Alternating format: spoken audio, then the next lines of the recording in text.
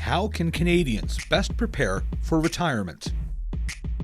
I think learning about their options, learning more about how to keep themselves healthy if the plan is to stay at home, being really preventative and seeking healthcare when they need it, having discussions with family members, and also financial planning starting early. Ooh, I'm almost there myself. Yeah, I'd say save as much as they can. Most of us, I'm 60 years old now, and I'm starting to wonder if I have enough money to get me through because everyone's living longer now. So if a guy can live another 25, 30 years after he retires, you need a fair bit of resources to get you through that time. So I don't know too many people that feel they really have enough. There's a small percentage that do, but I think most of the guys, baby boomers my age, we're all kind of talking about whether we have enough money or not. That's a big concern. So you got to start early, and save and get it into your RSPs and live within your means while you're young so that you have enough when you get old. But yeah, that's a big concern. Don't do like I did. Save some money. Yeah. Get RRSPs, definitely. Pay off your house as soon as you can. And save enough money to enjoy your retirement.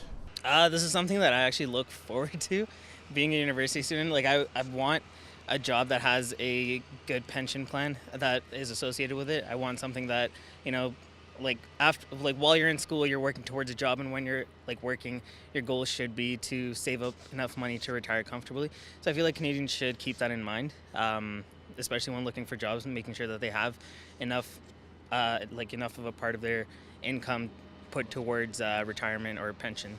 I haven't really prepared for my retirement. I'm planning on working all the way up until I can't work anymore. So I think maybe a lot of people are doing that who can't prepare for their future. I think we need to start our retirement funds early, and I think there needs to be more education on that for people our age. Yeah, I think people need to start working on their RRSPs and saving money while they're in school rather than just waiting till after. You're building so much debt during school, you may as well set aside a little bit of money if you can, so it's easier to pay off in the future. Put away your money. Keep your savings account available. I know I already started investing into that kind of stuff. Putting away, even if it's just $10, $20 per month, especially as university students, it's really important to start preparing, or else you'll find yourself later in life not ready. And I know some buzzwords are like RRSPs, but I know that's sort of easier said than done. Maybe not renting your whole life. Yeah, buying a house, buying some property. Yeah, I don't know when that's in the books for me, but yeah.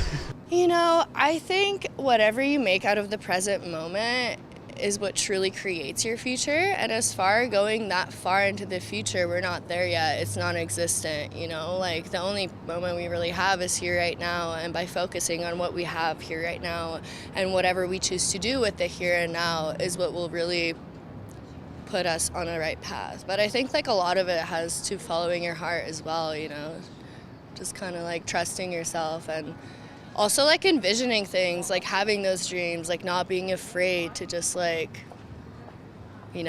for it and just believe. It's really about owning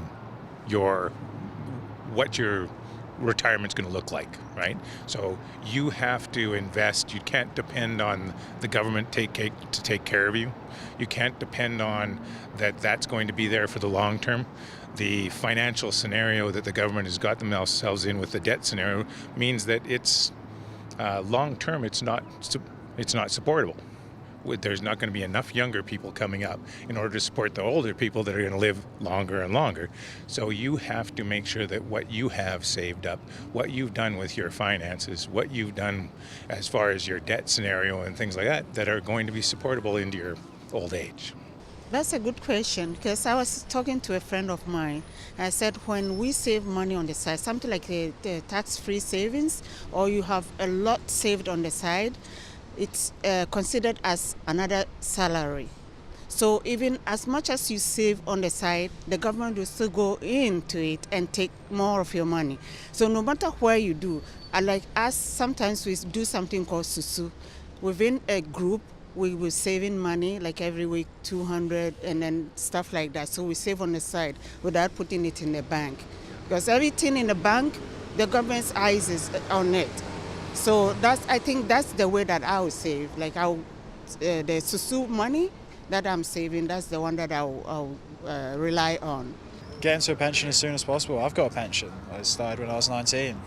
That's back home. Obviously, I'm not paying into it at the moment while I'm here because I'm on a 2-year holiday visa, but I'll definitely be paying back into that when I go home. It's only like £20 a month or so. It's nothing. It's like 5%, something like that? Yeah. Yeah. It's nothing. So like, so you're talking about like a superannuation fund, something like that. Yeah, no, like if I thought, is that not the go? Like, is that not like a super sort of substantial thing here? Like, does everyone not have like a superannuation? No? In Australia, it's more, everyone gets 11 to 12%, no matter where you are, no matter what company.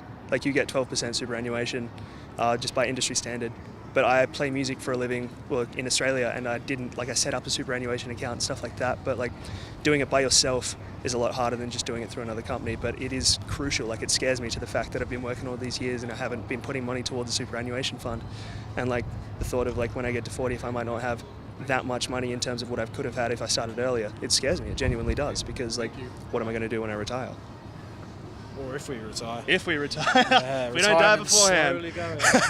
Well, I imagine those that have no income coming from a company or an institution that doesn't participate better take looking at it right now and take either RSPs or some kinds of savings, because the cost of living is going up every day and it's really expensive.